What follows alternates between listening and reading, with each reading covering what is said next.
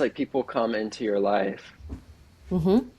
and almost as vehicles to carry you to a Totally. different location Yeah. and to move forward. And whether those people stay in your life forever or whether they don't, that's a different story. Mm-hmm.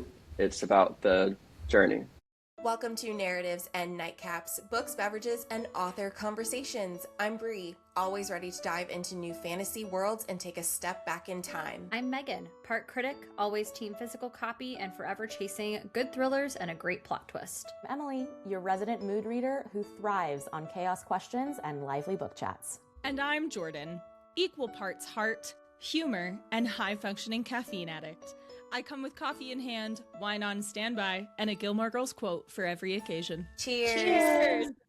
Hello, today we are excited to welcome author Garrett Curbow to the show. His newest novel, Whispers of Ink and Starlight, is a spellbinding tale of forbidden love and the power of words, where a girl must choose between the life written for her and the future she dares to imagine.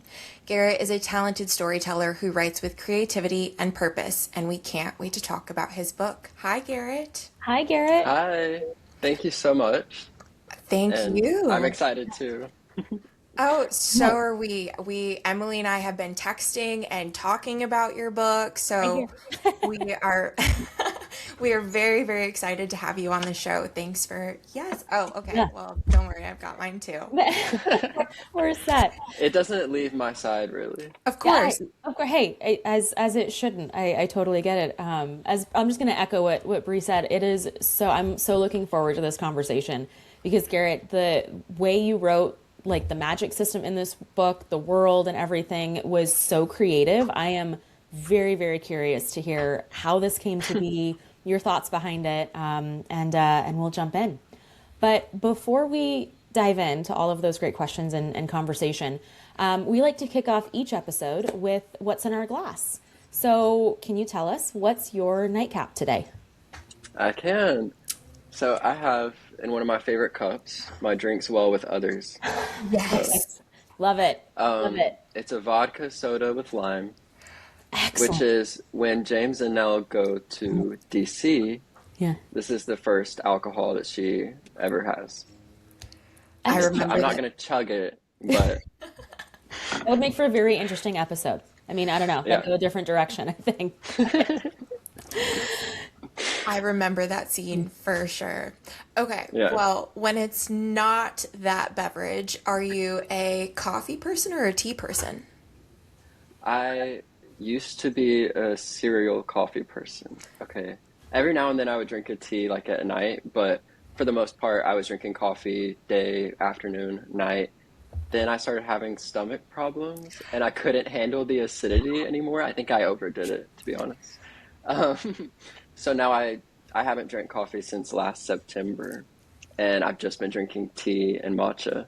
Okay, I think I Garrett, you can know. tell by our faces that Bree and I pretty much live on coffee. Yeah. Like I have Yeah, to no, cut I get myself it. off by noon or I like don't sleep, but um I think I'd go through major withdrawals. That's Yeah, impressive. thank you. No, I it was a big sacrifice. I didn't go that far. However, I have in the past year switched to I have to eat something before I have coffee. Like I Ooh. did notice that because I was basically waking up and like needed it in my veins the second I before I did anything, and I did Hmm. realize that it was having sort of a negative effect on me. So now I have to, it doesn't have to be anything big. I can eat like a banana or have like a little yogurt or something, but I have to have something in my stomach. But I tip my hat to you. I think that that's incredible, but I don't know that I could do it. It's not really by choice. All good. All good. Okay, well, Garrett, I have to ask, what's the last book that you couldn't put down? Um, okay, so I just listened to the audiobook of Atmosphere by Taylor Jenkins Reid, Oh my gosh, I'm and obsessed. I listened to it in like a day and a half. I was Yes. like, I had a car drive, so I was able to listen to most of it on the car drive, and then after that, I was like, okay, I'll probably like listen to it throughout the rest of the week. No, like the next day I was done with it. I was folding laundry, I was washing dishes, I was doing anything I could. I was more productive than I normally am because I just wanted to be doing something so I could listen to the book. Yes. Oh my goodness. When you have a good audiobook like that and you're literally like, I'll go for a walk. I'll go Yeah. walk Yeah, on the treadmill for 45 yeah, minutes because you're like, I have yeah, to listen to it. I laugh that like my house is never cleaner than when I have a really good audiobook because I can yeah, go sit still. exactly. I just like go around and clean the house. And Yeah, atmosphere, Garrett, I'm with you, was like, oh my gosh, one of my top reads last year. It it was was so good. epic on But all levels. the ending, We'll stay spoiler free, but Don't I'm spoil with it you, because I Nick. still have it sitting on my I will shelf. say Yeah. nothing about it other than I was unhappy. Bree, you got to read the book. It's so worth it. It's Well, worth it though. It is worth it. Emily, the second you talked about it on the pod, I literally bought it like that day. And I just haven't had a chance to to All get to. good. But maybe I need to audiobook it. Maybe that's what I need to do is just I audiobook audiobooked it it. too. And I can Okay. attest, I second Garrett, your thoughts here is the audiobook is 5 out of 5, 10 out of 5. It Exceptional. was amazing. Yeah. I was just watching a great movie. Pretty much. Pretty much. Well said. Okay, when it comes to writing, are you a night owl or an early bird writer? I struggle to have a good structure for myself. So if I'm not on deadline, I'm a night owl writer for the most part, unless I'm specifically going to a coffee shop in the middle of the day to write. There you go. But if I'm on deadline, it's day and night. There's All not a time when 24 I'm not. 7. It's like I wake up, I'm working on it, but it's because I've procrastinated to the point where that's what I have to do. Fair. Fair. I think we've all been there. We've all been there with Yeah, various papers or whatnot.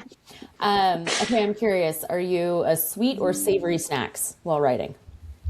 savory, Oh, 100% savory. what's Yeah, your go-to? I really like.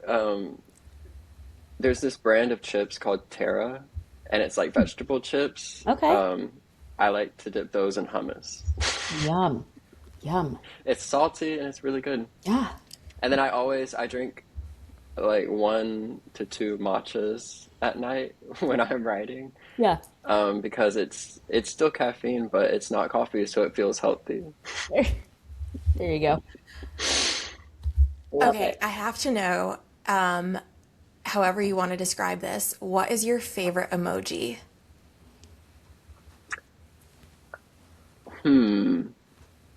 The first one that comes to my mind is the devil emoji, I where like this his answer. mouth is open. Like, do you know what I'm talking Yes, about? yes. Yes. I use that one a lot. Yes. Um, Other than that, I really like the emoji that's just like a little smile with the eyes down. Oh, Oh, I there you like go. that one. Okay. Yes. Yeah. I like the one that's the face with the hands. Bree knows this Yeah, because what it's are on like y'all's? every text. The Oh, like I the like little that like one. smiley. Yeah, yeah. I love that one. I do. I use that one a lot. I like the one, maybe it's just because I think I'm like embarrassed a lot by what I'm saying, but I like the one that has like the squiggly like Oh yeah. mouth where, and Mm, like one eye is just, yeah, Yeah. that's, Mhm. I do use yeah. that one a That one. lot. The one where it's like kind of melting. That's the other one. Yes, Yes. that's a good one. Yeah. Yep. Yep. I feel like that pretty much sums up my 2026 so far is the melting and the little squiggly smile. Like, I think that's been so That's far. when, and I'll throw in the upside down smile too, where There you like, go. Oh, yeah. right, Yeah. it's an upside down smile because I'm just smiling to get through it. Yeah. There And if you I'm go. using the emoji where it's the girl and she's got her hand like this, it's a Yes. really good day. That's a good one. This is good. This is good. All right, Garrett. So what's one item you always need at your writing desk? Something to drink. Fair. That's it. There. Something. Hydration and vitamin Water, D. Yes. There you tea, go. anything. I feel that. I feel like I can't sit down at my desk to do anything, whether it's to podcast, to work, to do anything. I'm like, I have to have a Yep. beverage, sometimes multiple. My sisters and I joke, you guys are gonna kick out of this, that we all need our emotional support water bottles. Like there's one water bottle, right? And you have to have that emotional support water bottle at your desk, right? No matter what you Yeah. So I feel Even that. if I have a different drink, I have to have my water bottle. There you I go. understand. Yes. When it comes to writing, is it the first chapter or the last chapter that's harder to write? The last. I Okay. feel like I I feel like you can start a story from almost anywhere and then it just goes on from there. Fair. But with the last chapter, you're having to wrap everything up. It's stressful. Everything that you've written now needs to be concluded, Yeah. and in a way that is right for the story, but also makes you happy and also will make readers happy, or at least, yeah, they might not be happy with it, but Like you weren't content. happy with atmosphere. Yeah, exactly. Yeah. But I was like, I can. It was the right ending, There even you if I go. wasn't happy with Yeah. it. Those are sometimes the hardest ones where you're like, I get it. I'm not happy about it, but I get it. Yeah, but Yeah. also the most memorable. Very true. Very true. All right. So, are you more character driven or plot driven stories? Which are your favorite? I'll say character driven, Okay. but I need for there to be a plot. Fair. Fair. If it's just like a unless it's a short book, then it can be all characters, Yeah. conversations, whatever it needs to be to get the point across. If it's a long book though, and nothing's happening, so you're just spending time with the characters, I'll start getting bored eventually. Yeah. Yeah. This has There's a happened. I won't balance. say what book, but this has happened recently. There's a balance. We've talked about this in other episodes too in the pod. Like, some might swing a little bit more, and everyone has, I think, a preference, right, on that Yeah, plot to character driven. Yeah, yeah. ratio. But I think character's more important overall. There you go. Fair. Well, let's get into your characters now then. Can you give Okay. listeners the heart of Whispers of Ink and Starlight in your own words and what kind of story you're trying to tell? So at its heart, Whispers of Ink and Starlight is just a story about young people in their early 20s trying to figure out what their life is going to look like going forward because they're currently unhappy with the life that they have been brought up in. So for Nell, that looks like being imprisoned by her father since she was a child or since she was born, and wanting to escape and see the world and actually be a person. And for James, that looks like wanting to not be a medical student, not be a doctor, not feel pressured to do things he doesn't want to do by his parents and move to a big city and follow his dreams. So they're able to latch onto each other, and escape their small town together and go on this adventure. Yeah, they log quite a few miles on their adventure. They do. I was gonna They do. quite a few. I kind of talked a little about this at the very, very beginning, but the idea of a girl literally written into existence, I just found stunning, so unique, and I was captivated by that from the beginning. So, can you Thank you. talk a little bit about what was the first spark or inspiration that really led you to create Nell and Wallace Quill as they are? So when I started writing the book, I started with the opening, not the opening scene, not the first chapter, but the second chapter, where it's from James's perspective and it's the Yeah. 4th of July. So he meets Nell. I knew that I didn't know anything about the story. I didn't know anything about the characters. All I knew was that she was not new to town, but new to him, and he didn't know her. And so then in my head, I was like, well, why has he never met her before? How does he not know who she is? So then, whenever I started writing the second chapter, I like to write chronologically.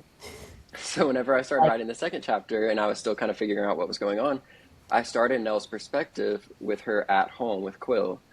And I wish I had some sort of like magical anecdote for how this happened, but I don't. I just started writing and she wasn't a person.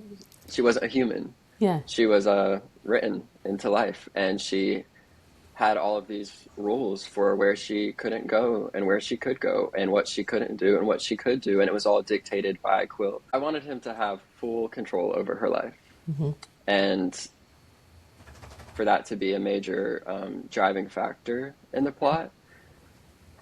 So it wasn't necessarily like I got hit with some lightning strike of an Inspiration. idea and I was like, I have to put this down. It was more like I was writing the story and figuring it out. And then that just kind of came to me as like a not fleshed out magic system at all. And I just started writing it and I ended up really fleshing it out and making it what it is now in later drafts. You could say totally character driven. Kind of, yeah. Yeah. So, did you know then early on that James and Nell were going to have this forbidden love, or did that too just really sort of evolve later on as you were writing it? When you say forbidden love, do you mean forbidden by Quill or forbidden by her existence in the way that she is? I would say a little bit of both, Both? honestly. Yeah. I think that the Quill aspect was kind of there from the beginning because even though I didn't fully understand Quill's character yet, I knew that I wanted him to be very controlling of Nell. I wanted him to be very against the idea of her and James meeting each other or talking to each other because he didn't want her to have any taste of the outside world and get any idea that she could leave on her own or could do anything like that. As far as just the nature of who she is and the complications that that brings into their relationship, I feel like that was something that just kind of naturally happened as I was writing the story because I was like, Nell wants this type of life. She's this type of person. And James wants this type of life and he's this type of person. And right now where they're at in the story, it's not really coinciding. So it's like I knew where I kind of wanted the plot to go, but the characters really led me while I was writing this book. And they kind of decided what they wanted to do and didn't want to do.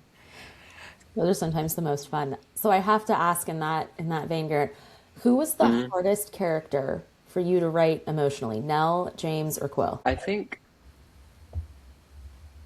it's hard. None of them, That's what it can none be of none. them, Yeah. well, none of them were necessarily difficult for me to write because I don't feel connected to Quill. I don't feel this similar to him at all. But sometimes when you're writing a villain, I feel like it's the same that like actors will say when they're playing a villain, which is that it's just kind of fun to do. It's Different fun to write perspective. someone who Yeah. represents the darker sides of humanity and to really explore that. So I didn't have a hard time doing that. I was more just like fascinated by him while I was writing the character. And then James and Nell both, I feel like, have such, they carry pieces of me in them. Yeah. And through like Nell's thirst for adventure and her desire to experience things and appreciate things in the moment that they're in, that was something that I wanted to be integral to her character. And James's love for writing and his appreciation for New York City and the opportunities that it can bring in his life, his passion for just going after what he wants rather than settling for something that he thinks is safe. I feel like those were all things that felt natural for me to write. So I wouldn't say any of them were really hard to write. I think, at least for me too, there was so much to relate to for both James and Nell. But on that note, Quill, and I want to keep this spoiler free, I'll just say Quill, the context to Quill's life as it's revealed throughout the story was so fascinating and just really, really interesting. So I appreciated that aspect of the story for sure, despite the fact that he's this villain. But I want to keep it spoiler free. You just Yeah. touched on a lot of really great themes within the book, and that you can tell us we're wrong too. We have like one more, but what do you hope readers can take away about even destiny versus free will after finishing this book? I think that you kind of make your own destiny. At least that's the way I see it. I don't necessarily think there is such a thing as destiny that is written in the stars and it's going to happen to you no matter what. I think your free will, what you choose to do, your decisions influence your destiny. And I think that that shows through Nell and James's character arcs. Where they end up in the story is entirely because of the decisions that they make. 100%. I think you said this too, and we're keeping it spoiler free.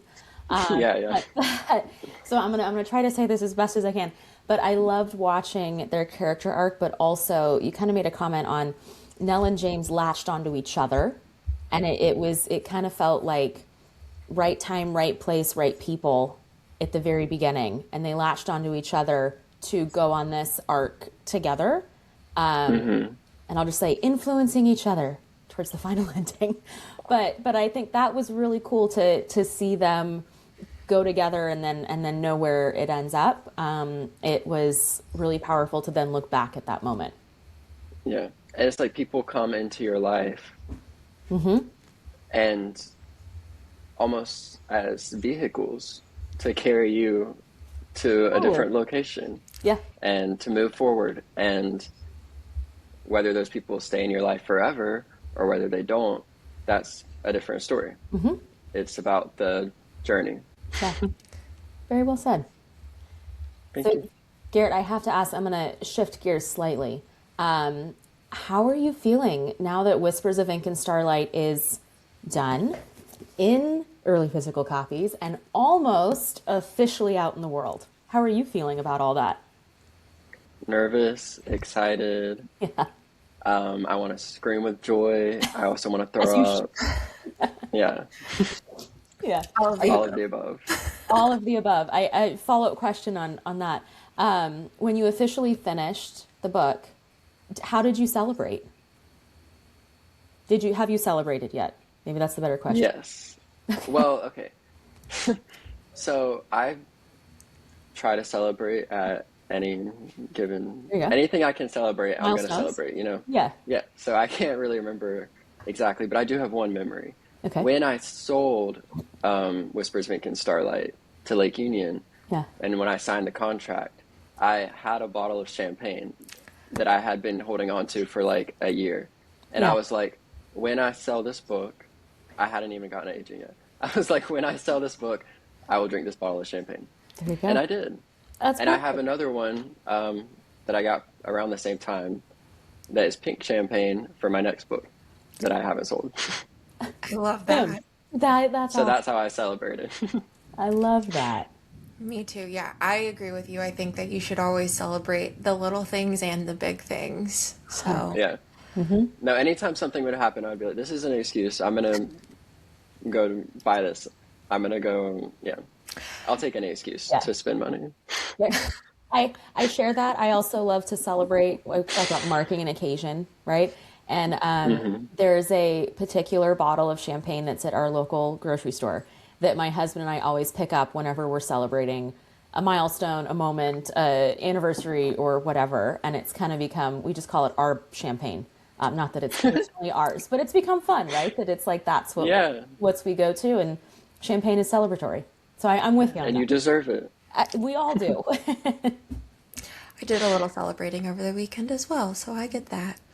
Like- Although it was like earlier in the day, so I made it a mimosa. Excellent choice. Garrett, if someone were to hand you a pen that you could rewrite your story or a part of it, would you change anything? No, I wouldn't. I'm so happy with this book. Oh, I don't And I'm even so mean happy with that the I can book. say I that. mean like with your own life. Oh my gosh. Yeah. Yes. I changed my answer. Wow, that's very confident, and I mad respect for that answer. See, No, I no, was no. like, okay, yes, Okay, you know, yes, I'm like, tell us. every moment led you here. Let's go. No. I do, okay. In all honesty, I really don't think I would change anything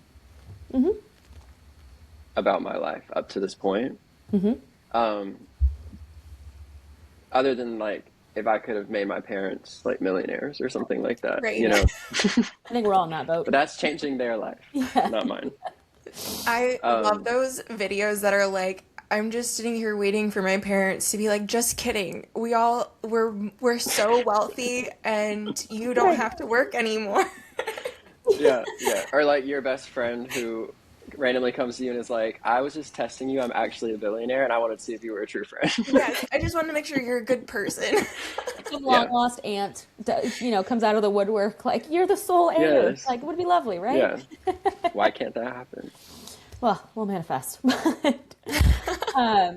Garrett, question for you. Without spoilers, I think we said we're keeping this all spoiler free. But what was the most difficult, like, final page decision you had to make when writing and finalizing this book? It's hard to keep things spoiler free. It really is. Because in my head, I don't register like this is a spoiler, this isn't a spoiler. Um, I because I didn't read it, I guess, or I've read it many times, but it came from me. Yeah. So it's just all not a spoiler to me. But I would say the last line of the book, the very Okay. last sentence. I tinkered Yeah. with every single round of editing, the developmental round, line edits, copy edits, proofreading, up until the very last round. I was changing that last line, just like little tweaks to the words I could until see I was happy with it. that's big pressure. That last line in any book, but especially here in this story. Like you mentioned, the last chapter being the hardest to write. I can see where it'd be like, is this it? Is this the right like way to end? I could. Yeah. That's tough. Well, on that note, and I literally said this to Emily like a few days ago, again, without giving anything away, is it possible that you'll ever return to some of these characters and this story? Yes, Okay, but it would be different. that's okay. It wouldn't be a sequel to Whispers of Ink and Starlight, Okay. but I do have thoughts and ideas to how my next standalone novel could end up not being a standalone. And if there were to be a sequel to it, a couple characters from Whispers of Ink and Starlight would play a major role in it, Oh, that'd be cool. in the So, sequel. Yeah. like This is all very same hypothetical. universe. So, So like But yes, interconnected. same same, universe, yes, but interconnected. different storyline and characters, kind of. Interesting. Yeah, Okay. Interesting. Well, please keep us posted because Please. I'm very curious. Yes. I will. All right. Well, Garrett, I'm going to shift gears slightly again. Okay. Because we want to talk a little bit more about you and your like writing Okay. process and style and all of that. Because I think in addition to Whispers of Ink and Starlight, you've also published, if I'm not mistaken, a trilogy, Daughter of Light. Which when I did look at your website, so this is where I'm pulling this information from, which was first published in 21, but you mentioned that you actually wrote it originally in like middle school and high school. Yeah. So Yeah. that's amazing. Can you talk a bit about just what pulled you like towards storytelling, how you went from writing in middle school to a published trilogy, Whispers of Ink and Starlight, and like let's just keep building. That's great. That's the goal, to keep building. But I started writing at a really young age, like 6 or 7. As soon as I realized I love books, I was like, I also love telling stories. And at the time, I was just kind of regurgitating whatever I was reading. So, like, if I was reading, I loved the Chronicles of Narnia as a kid. I still do. But yeah, every story I wrote was a ripoff of the Chronicles of Narnia. And then I was writing the Hunger Games fan fiction, and then I was writing, Love it. I don't know. But then eventually I did start making up my own stories, like fully. And when I was in middle school, I started writing Daughter of Light in 8th grade. And it wasn't good. Like, it wasn't. It was really bad. But I worked on that kind of all throughout high school. I wrote a sequel to Daughter of Light that was also really, really bad. And my senior year of high school, I decided to completely rewrite Daughter of Light from scratch because I loved the story. And I had this plan for the trilogy, and I knew exactly what I wanted to happen at like every major plot point throughout all 3 books up to the very end. And I wanted to see it through, but I wasn't content with where the first book was at. So I rewrote the first book senior year of high school. And sometime in college, I think maybe right after my freshman year of college, I posted a TikTok video where I was like, hey, I've been sending this book out to literary agents, but all I've gotten are rejections. Would anybody be interested if I self-published it? And that video went viral. It got like 7 million views. That's never happened to me after that ever again. It was just a moment in time. um, Whoa. so I was like, okay, I'll self-publish it. And I did. I self-published Daughter of Light. At the same time, I got a couple of foreign rights deals. So I got a deal with Italy and with Spain. So Daughter of Light is being translated, and a couple of the books have already been translated into those languages, which is insane That's and so amazing. So crazy. cool. Yeah, so crazy. Um, so I was contractually obligated to finish the second and third book. There you go. So I Okay. did, which helped a lot having a contract. um, so yeah, I love those books so much. I'm so proud of them. Yeah. But at some point in the near future, I would like to, because it's self-published and I can do whatever I want with it, Yeah. I would like to go back and revise Daughter of Light again, so that it's something that I want to recommend people to read. Because right now, it's basically what I wrote when I was 18, and my writing hopefully will continue to grow forever and ever, but has grown exponentially from the time that I was 18 to Yeah. now almost 25. So it's like I I want Daughter of Light to be a book that I can recommend to people. So I want to revise it and re-release it. And I have started kind of already working on it a little bit, just right now before Whispers of Ink and Starlight comes out. Yeah. And so far I've cut out like 35,000 words and nothing has changed.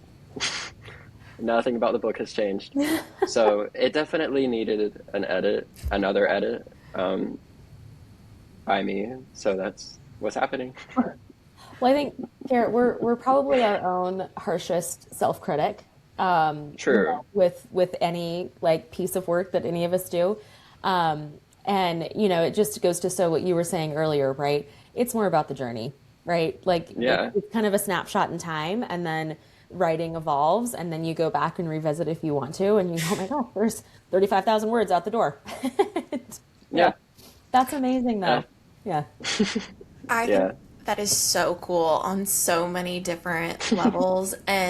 But too, just like the fact that you wrote that in high school is amazing, or started it in high school, like, because, well, not in high school, but like the first book I ever wrote was about the Bahamas, and it was in fifth grade, and I'd never been to the Bahamas, but I like wrote this book about them. I didn't even think like, oh, let me write fanfic about the Chronicles of Narnia or anything like that. That's just like, I love where your mind was at from such an early age. It says a lot about your journey too. So, Thank you. how would you say your approach then evolved for Whispers of Ink and Starlight on multiple levels? Like, I know we kind of talked about your writing process, but then two, your journey to publication for this one. How did you change your approach? So when I went from writing Daughter of Light, where I was overwriting so much, to writing Whispers of Ink and Starlight, where with the first draft of Whispers of Ink and Starlight, I underwrote everything. The first draft of Whispers of Ink and Starlight was about like 30,000 words shorter than the published book is. So it was just the bones of the story, basically. So every revision for Whispers of Ink and Starlight, I was adding more and more and more. And then after I got my literary agent, in 2023, I did another revision. And after we sold the book, I did another revision, and I ended up cutting back a lot. So it grew and then it shrank. I knew though, when I started writing Whispers of Ink and Starlight, that I wanted to pursue traditional publishing with it. Daughter of Light was my self-published baby that I could do whatever I want with. I could hire the cover designers that I wanted, and I could tell the story that I wanted to tell that had always been in my heart. But with Whispers of Ink and Starlight, I was really adamant with myself that I just wanted it to be a book that could reach people. I wanted it to be the story that I wanted to tell. I wanted it to be a story that I loved, but I also wanted it to be marketable to readers, and I wanted a wide audience of people to be able to enjoy it. And I knew that the best way that I would be able to do that is with traditional publishing and the many rounds of edits that a book goes through in traditional publishing, which is just not feasible as a self-published author to do because it would cost like $10,000 to hire that many editors for that many rounds of edits. It would cost so much money, yeah. People Yeah. don't realize that about the self-publishing aspect, and even just how much time and money authors, no matter what, invest in that. So, did you go through like the standard querying process then to get your agent? So I was querying at the time. I was querying Whispers of Ink and Starlight under a different title for months and months. I got a couple of requests, but it all ended in rejections. And then my current agent, he reached out to me because of a video that I'd posted on Instagram. It didn't even get it didn't go viral or anything like that. It was a video that didn't have a ton of views, maybe a couple thousand. And he saw it and he emailed me and told me that I could send him my query letter and the first few pages. So basically, Wow. he just reached out to me to query him. So I did. That's so cool. And then we ended up here. So, how long from like So post those initial videos. of initial like social media. It is powerful even if you don't go viral. Yeah. Yeah, it really So, is. how long then from like initial pen to paper to today? How long was that? I started Whispers of Ink and Starlight in 2020, fall of 2020. Okay. So almost a little over 5 years from then to now, I guess. Wow. That's Which incredible. hopefully the process with my next book is faster. I think Well, but I feel like I don't know. The reason I asked that is because, so I was just at like a book convention surrounded by a lot of authors, and that we talked about this a lot, about how a lot of people don't know how many years were invested into a project before we get to this point, before your book is about to be out in the world like this. A lot of people don't know too that there have often been other works that you've either written and didn't publish, or you wrote them and you self-published them. So that's why I just think it's really interesting, is like a huge testament to the craft and the art that is writing a book too. So that's why I was curious. Even I was talking to an author earlier this year, and he was sort of saying, he was like, it's taken me over 8 years to get this book like almost out the door, and he sounded really down about it. And I was like, you're not alone in that. I can't tell you how many people we talk to that have said, I wrote 10 other manuscripts before I got an agent. I spent 15 years working on this book. Bonnie Garmis, queried like 100 times before anyone picked up Lessons in Chemistry, and now that's been like adapted on Apple TV. So that's why I'm just always so fascinated and interested, because I think it can be really inspiring for other either potential writers or just anyone that has any sort of craft they want to pursue. Yeah. I mean, art in general is slow, and writing is one of the slowest. Writing a book, especially. It doesn't even have to be a long book. Like Whispers of Ink and Starlight is a little over 300 pages long, and it took almost 6 years to get from conception to here. 100%. Garrett, I'm reminded of Bree in our last episode. We talked about Kristen Hanna and her new book that came out, I think it's now 2 years ago, but The Women, her most recent published copy. I haven't read The Women. I haven't heard good either. things. So we're But on. I've read it. But I've heard wonderful things, and it is high on my list. But one of our other co-hosts went and saw Kristen Hanna speak, kind of when she was going on the tour, right, with the women, and she touched on a couple of things that Garrett you've shared as well. It turns out, I guess, The Women was actually the first story that Kristen Hanna wrote. Like she wanted to Wow. write that, so she shared in this conference, right? That she wanted to start with that. She included it in with to her agent, and her agent's feedback was, "You're not ready yet to tell this story." So you talk Huh. about like writing as a craft, writing evolves, right? Right. You know, as a writer, you even said from, you know, Daughter of Light into Whispers of Ink and Starlight, your writing Hmm. evolves and changes. And I think it's just fascinating that Kristen Hanna, that's a, you know, huge name author out there, got similar feedback on a book that she just now published that she wanted to start with, you know, that was told just sit tight, do other books and things, and then come back to this story. Just a powerful That's parallel. insane. Isn't that crazy? I did not know that. Wow. So It's inspiring, it's honestly. inspiring. I would say it's, if anything, Yeah. inspiring. Like the stories that you might have to put to the side, or that you might think, oh, this isn't the time for this, or it's not Yeah. clicking right now. I feel stuck with it. Those might be some of your most successful one day. Down the road.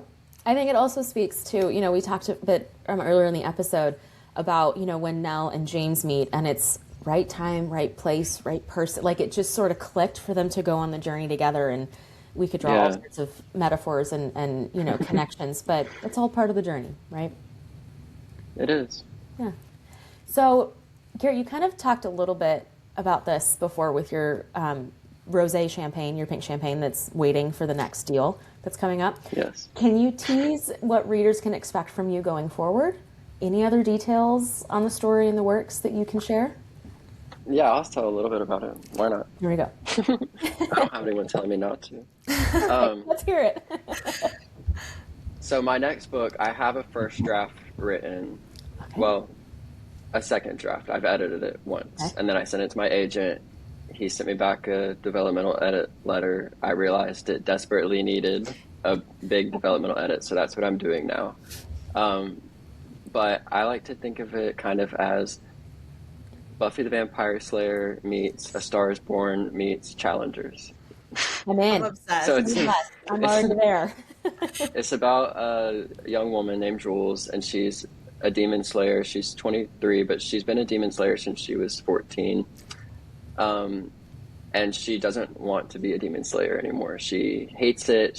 She's feels suffocated by the people who control her, and so she wants to be a musician.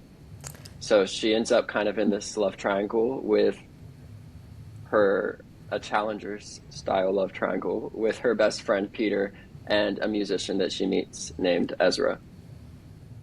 I'm so invested. I'm in.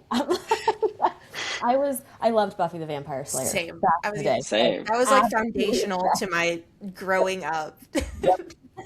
Yeah. It's one of the that best shows of all time.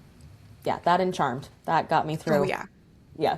Garrett, Yeah. that sounds so good. So you've got a second draft going forward. Yes. Yeah. Yeah, I'm working on the third draft now, and I'm adding a lot. So again, I underwrote. Okay. Yeah, it was way too short. There was a lot of scenes that need to be added, plot lines that need to be fleshed out, character arcs that need to be more well-rounded and finished better. And I'm redoing the ending completely. I'm just Oh, making it.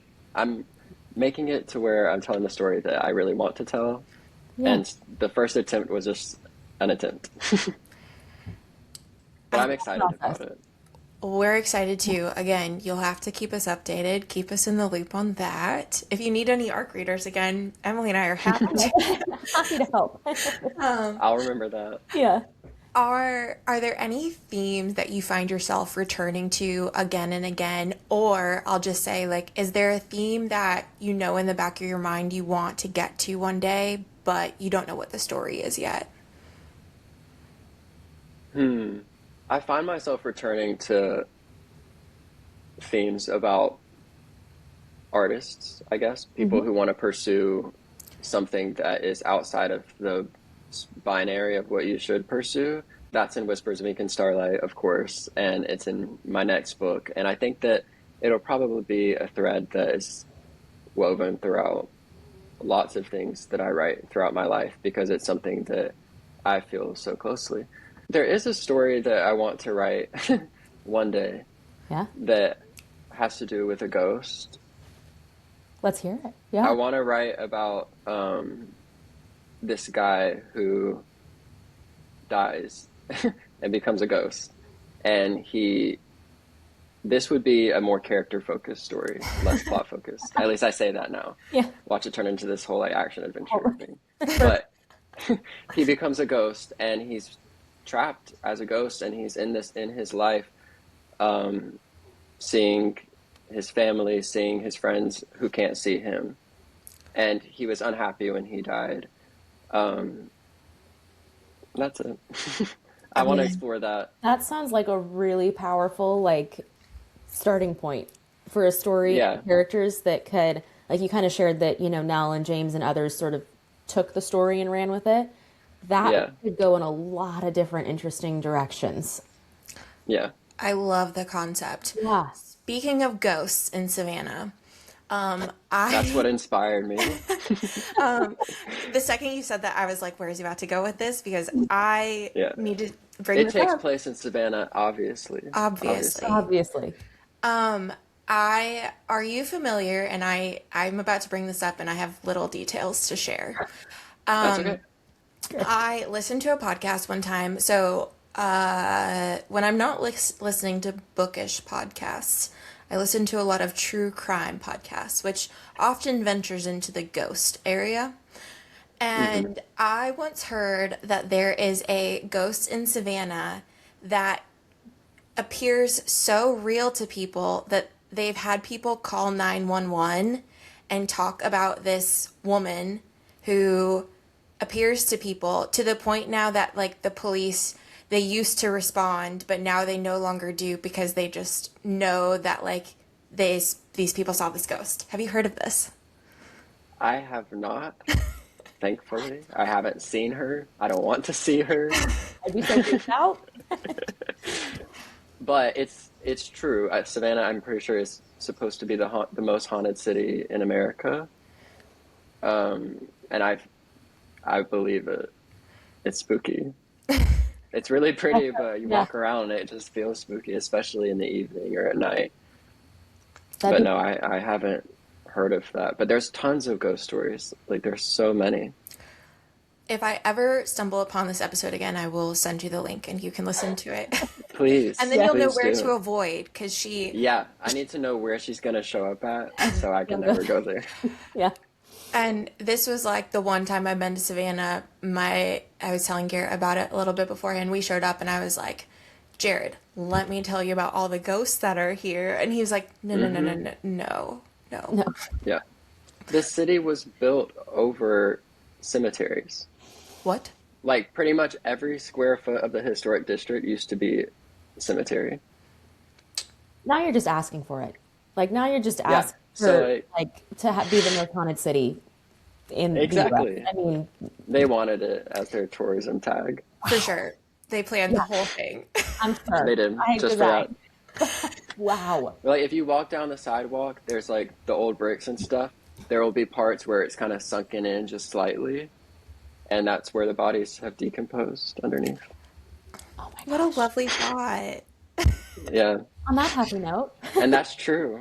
I think. Um, We, um, yeah, on that yeah. happy note, let me continue this. Not related. um, Not related to Savannah, but related to um, graveyards and cemeteries. Um, Okay. did Emily, I know you follow her on Instagram, and I'm sorry I don't actually know her name, but the woman, she just did a piece on Emily Bronte, probably because of all the noise around Wuthering Oh, Heights the right now, history. and like the history of the deaths of Emily Bronte and how they were like possibly allegedly this is not but like allegedly, her death could be attributed to the fact that the water they drank was so contaminated with decomposing bodies along with other stuff. And so like their immune system, and when I say their, I mean Emily and like her family, because they all died very young. Yeah, and like she had a photo in this video of the house that they lived in, which looks really amazing. And it is pretty much on top of a cemetery. So do with that information whatever you want to. But I feel like, Garrett, we're giving you all these little tidbits. Do you think I should tell someone? Do you think I should tell the Like, Savannah Water somebody? Authority? Like, double check. just be like, this one girl on social media said, I'll just keep using my Brita. yes. Yeah, Water so only. those are my fun facts unrelated to anything else that we had going on today. But Thank you for sharing that. of course, I feel like, Garrett, you've got all these inspirational ideas for your ghost story. He could meet like the famous Savannah, woman ghost. He could see all the Brontes. Like there's a bunch of different ways that story could flow through this. it's material. Yeah. There you go. I'll write it down right after this. Okay, perfect. And then just make sure everyone knows it came from the Narratives and Nightcaps podcast. Oh, I will. There you go.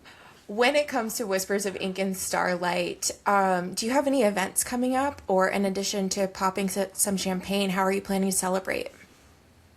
I do. So on April 2nd, I am having a release party / signing at a local bookstore in Savannah, East Shavers. So tickets haven't gone on sale yet, but they will at some point. So that's the only event that I'm having, That's awesome. which I'm fine with. I don't. One day I would love to be such a big author that I could do a book tour, and they want me to do that. But right now I'm kind of just like, one event is stressful enough.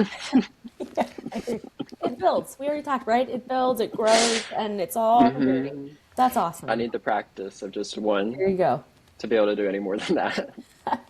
That'll be so much fun, though. I mean, we're kind of right there with you, not signing events, but when we're like, let's go for one in the year, and then we'll build. Yeah. We'll build on top of that. We'll stack. No, I'm really excited, but a little nervous. You'll be right. Well, I wish if Savannah wasn't so far, I would 100% be there because that I appreciate would be that. very cool to attend. Well, for everyone else listening and other readers, where is the best place to connect with you if they can't be at that event in Savannah? Instagram at Garrett Curbow and TikTok at Garrett Curbow. I sometimes will post on YouTube. You can find that through the others, but very rarely. And I really am not active anywhere else. But like once every 7 months, I'll release a newsletter on Substack. But honestly, I can't remember what my username is on there. It's probably just my name. There's too many platforms. We're right there with Yeah. you. But Instagram and TikTok, just my first and last name. That's where I'm at always. Awesome. We will be sure to link to that in the podcast notes as well. Garrett, thank you so much for joining us today, for bringing Whispers of Ink and Starlight to life. This has definitely been a story that reminds us just how powerful words, love, and choice can be, and we hope readers will continue to immerse themselves in Nell and James's journey, reflecting on the courage it takes to write your own story, like you said, and the magic that can happen when imagination meets the heart. Well, thank you so much for having me here. I've had such a fun time. We loved We it have too. you. Awesome. Well, hopefully you'll come back for the next one. Oh, I will. Indeed. 100%. Perfect. Cheers. Cheers. Cheers. Thanks so much for listening. The Narratives and Nightcaps podcast is a production of The Craft Co. with intro music created by Remington Haynes. Subscribe to the show on Apple Podcasts, Spotify, and YouTube. Follow at Narratives and Nightcaps on Instagram or visit our website, narrativesandnightcaps.com. Sign up for our newsletter to always know what we're reading next, which authors are joining us on the show, and for extra bookish and beverage info. Connect with our additional co-hosts, Jordan and Emily, as well. You can find me on Instagram at Cozy Reads and Sips. And you can find me on Instagram at books.bottles. Cheers! Cheers!